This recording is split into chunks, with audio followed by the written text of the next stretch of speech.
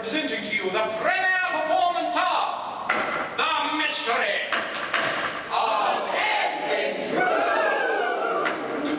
This being a music hall with dramatic interviews.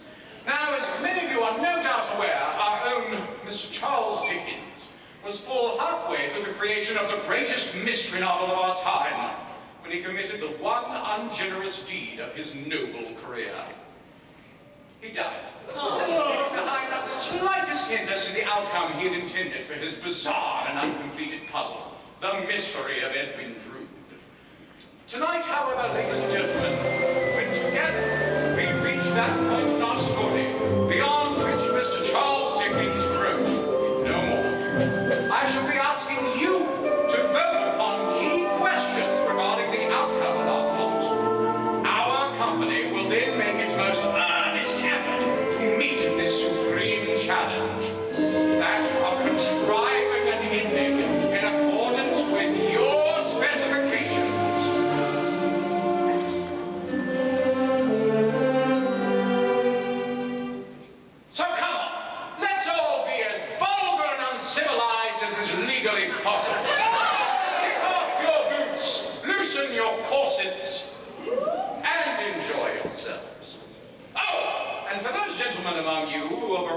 alone and require companionship up through the final curtain. You need only speak to our stage manager, Miss Jane Throttle, whose pleasure it is to see that. You need never be lonely again. I'll fix you up later. Oh, look, Janie, what's fixing up now? His tongue's hanging out. Oh, no, wait, no. He's wearing a pink tie. However, do remember, ladies and gentlemen, that these stunning and vivacious ingenues are not salaried employees. And so we do ask that you contribute generously towards the cost of their theatrical studies. And that all goods be returned tomorrow morning. None the worse for wear. Thank you. And now, by all means, let us proceed with this evening's bill of fare. That presenting, by your vote shortly to be counted, the mystery of Edwin Drood.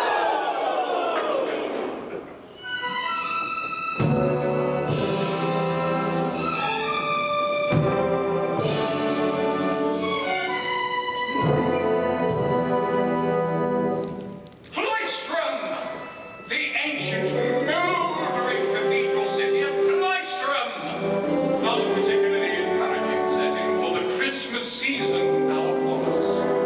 A wintry shudder blows through the giant elms as they shed a gush of tears. And here we are in the home of Mr. John Jasper, choirmaster of Cloistrom Cathedral.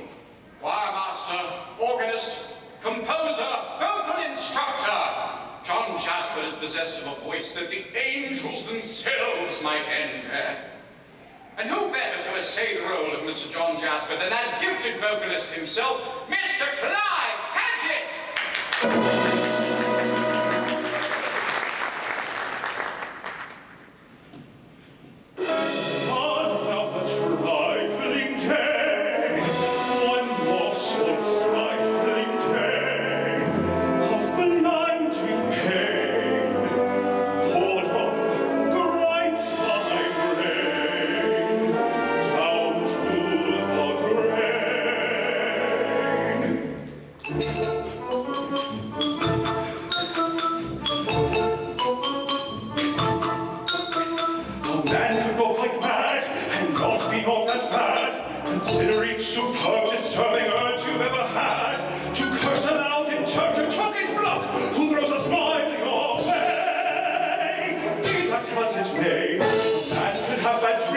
And not be all he seems, and not be far removed from all the noblest of extremes. Sometimes I think that sanity is just a passing fad. Oh man, go quite mad. One blessed Lord, a dawn, one ceaseless, peaceless dawn, some wondrous night, storm-struck, flood-rough bright, will cast me right.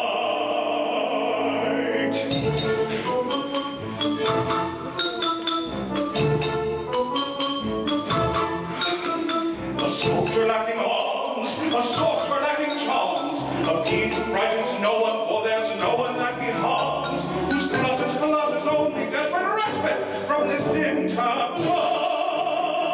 Knowing this is so, I've often thought, where one cannot be caught, and feel dreams that contradict each edict I've been taught. And if someday I lose my way in mind, you'll find me glad. Oh man, go white, man, go quite mad.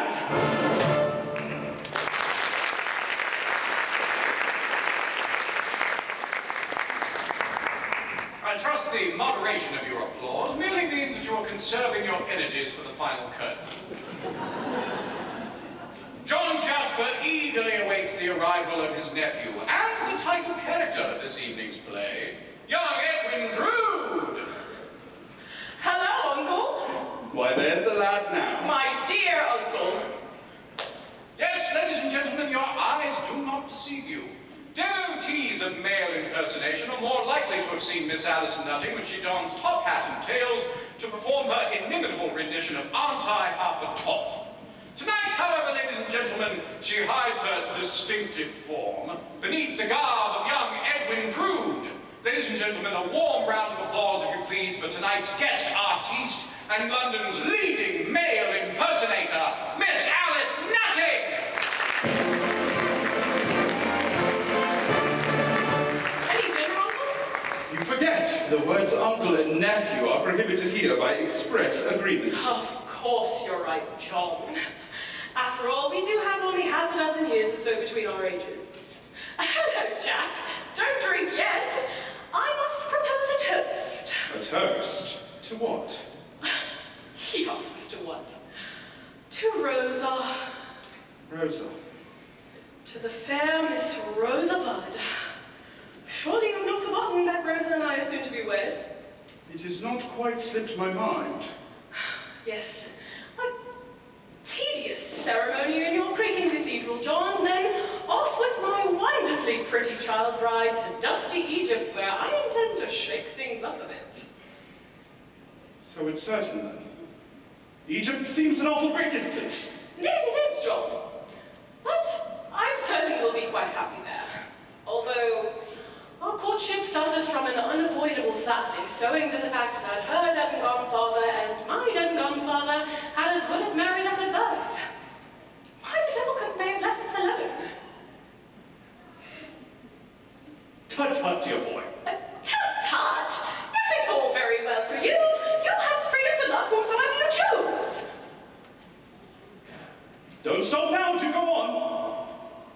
Have I hurt your feelings, John? How could you hurt my feelings? Good heavens, John! You look frightfully ill. There's a strange film come over your eyes. It's a pain, an agony that overcomes me. I've been forced as of late to seek treatment in London. Fear not, the effects will soon be gone. My dear uncle. Then take it as a warning. And Ned. Edwin. This is a confidence between us. It shall be sacredly preserved. I'm telling you this because... Because we are fast friends. And because you love and trust me as I love and trust you. Both hands, Jack. My dearest Uncle Jack. My dearest nephew Ned. A life without your friendship would be life as good as dead. The winds of hell may blow, but as you well may know, I'll heed the call, no need too small, and face the fires below. For you, for you, for you, two kinsmen more than brothers, we know no next of kin, and yet we know no others closer beneath the skin. The blood that flows between us, the bonds that tie us way, two kinsmen when our others flee, then we remain.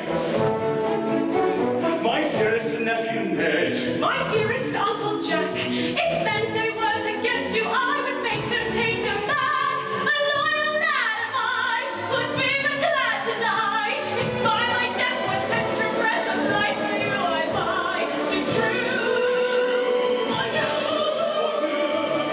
Two kinsmen more than brothers, we know no next of kin, and yet we know no others closer beneath the skin.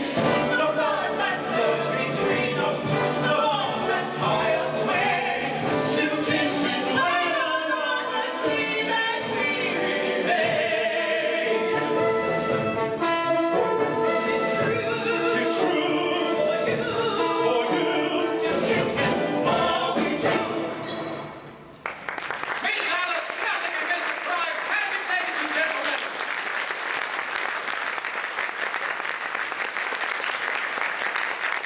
Thank you both for that splendid duo. At these prices, two voices at the same time is almost an embarrassment of riches. Though looking at some of you out there, you don't look as if you'd be embarrassed by much. But to continue our story. Young Edwin Drood is visiting Cloistrom to visit his own betrothed, the fair Miss Rosa Budd, who, like Drood, is an orphan. Rosa resides at Cloistrom's leading seminary for young ladies, aptly, if not correctly named, the Nun's House. Ladies and gentlemen, portraying the role of Rosa Budd this evening, that of English roses, that blossoming bud who has even yet to be plucked. The unspeakably lovely Miss Deirdre Peregrine!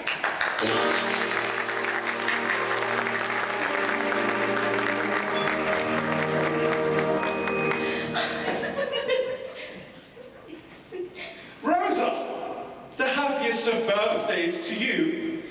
I only pray that I might be able to say those words on each of your birthdays. I fear that's not likely, since, as you know, your own nephew Edwin and I will be parting for Egypt once we are married. It was only a wish, Rosa.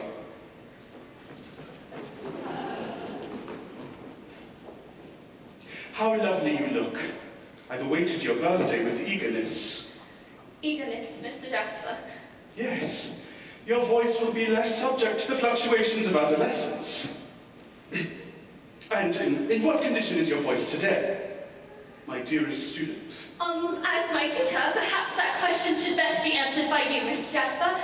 Shall I sing the Mozart? No. I have composed a piece especially for you on the occasion of your birthday. A choir master's pay being what it is, my lifeblood is all that I can afford to offer. Sir, Mr. Jasper, I cannot sing these words. It would not be proper. What? Why the not? I am not worthy of it. As your choir master, that should be for me to decide. From the beginning, please.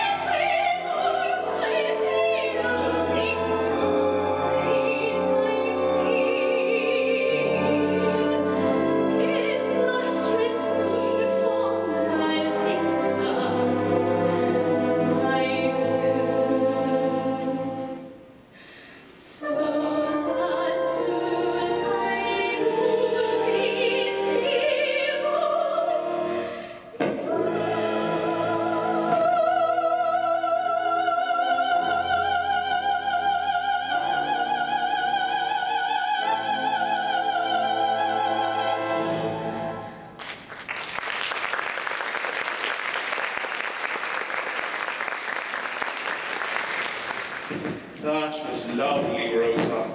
But lovely will not do. When you sing these words, you must make me feel that you mean them. From the beginning, once again.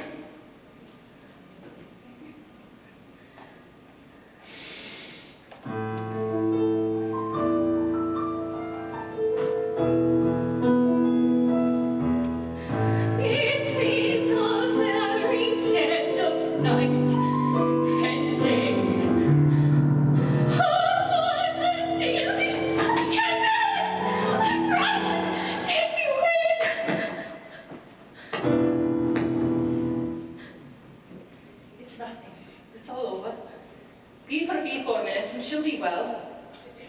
She's not used to an audience.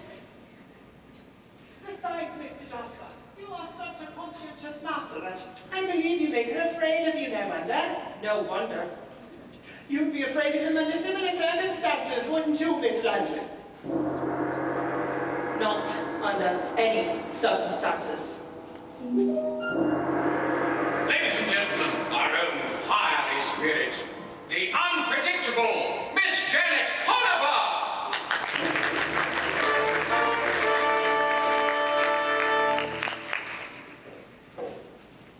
Good afternoon, Reverend Crisparkle. Oh, good afternoon, Mr. Jasper. And might I introduce the young Neville Landless? He and his twin sister Helena have both arrived from Ceylon, but they no longer have any family. Neville has been entrusted to my care, and Helena will be living here as a nun's house.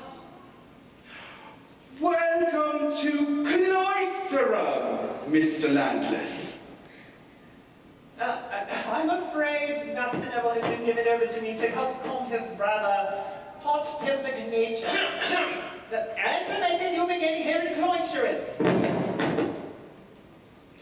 You and your sister lost your mother recently, Mr. Landless. Their mother died when they were quite young. Now, their stepfather has crossed over as well. I'm most sorry. There is no need for you brides, gentlemen. So, as it happens, it was well that my stepfather died when he did, or I might have killed him. The newest member of our company, ladies and gentlemen, Mr. Victor Grinstead!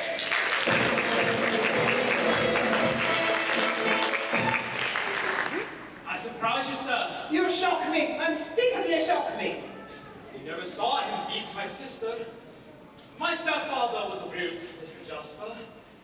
In desperation, Helena tried on more than one occasion to flee our stepfather's cruel and miserly hand, even disguising herself as a boy.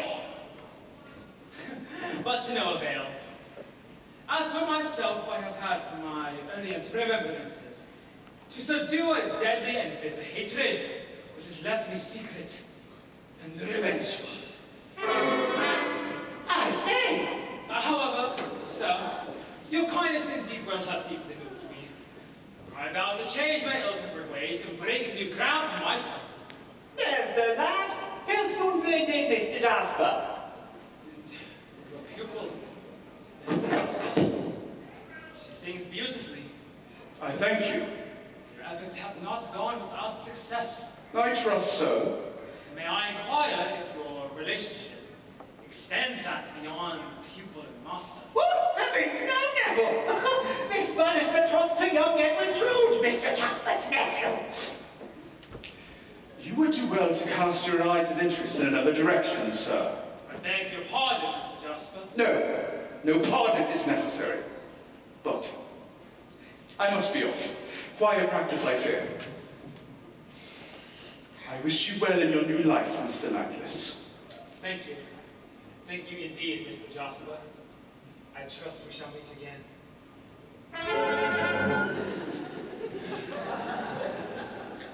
And should I like to meet this Drood, to see what sort of man is worthy of the affection of his life. Steady now, steady! You are feeling better now, aren't you? How much? Thank you. These surroundings, which may seem very secure to you, are new and unsettling to me. You will be my friend, won't you? I will be as good a friend as such a mighty thing can be to such womanly and handsome creatures. Who is Mr. Jasper? My Edwin's uncle, and my music master. You know that he loves you. Don't! He terrifies me! I feel I am no safe from him. He has made a slave of me with his looks. Forced me to keep silent and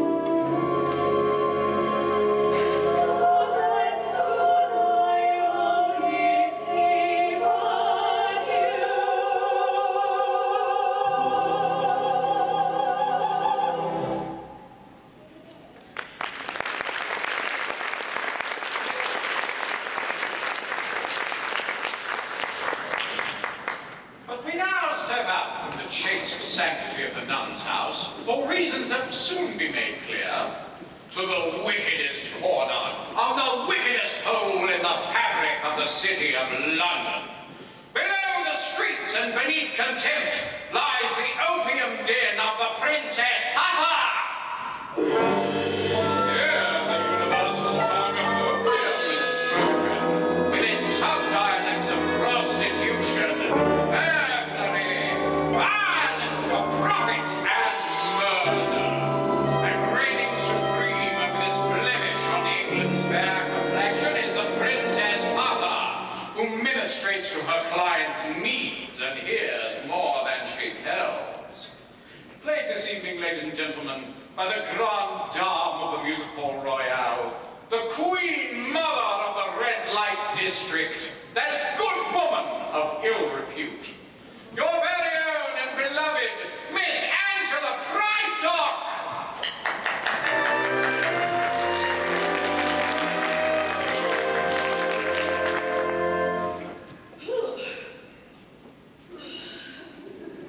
Cry don't pay. That's what I tells 'em. If it did, would I be here mixing pipes? What then I sells 'em for a pint of rotten beer. Throats you cut to pocket threepence, or you sluts to cough some sleep. Burst of face for bleeding tuppence, pure disgrace to work so cheap. So I say, don't be a sinner for the price of London gin. You can't pay for one square dinner with the wages of sin. Sell me soul, can't love come of it. Who would buy this sack of skin? On a whole, there ain't much profit in the wages of sin. In the wages of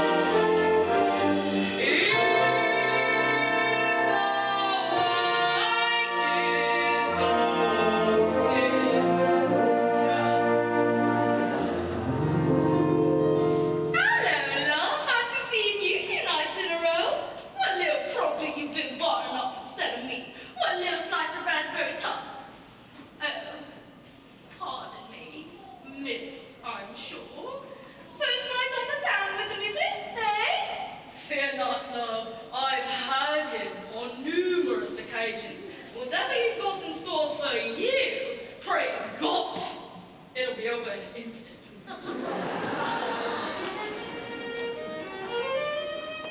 What did I kind of love? Find it out? I had him when he was 14. You haven't had but a since, have you? He's not had any sense.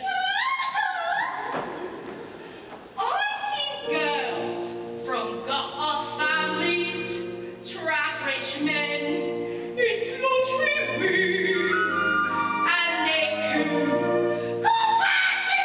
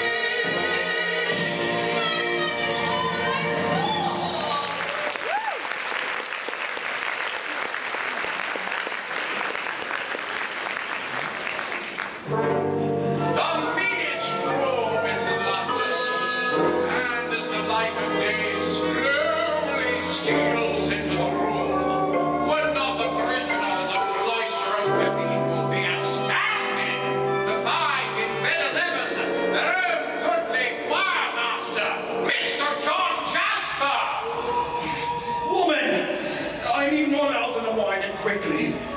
My task is only half finished and your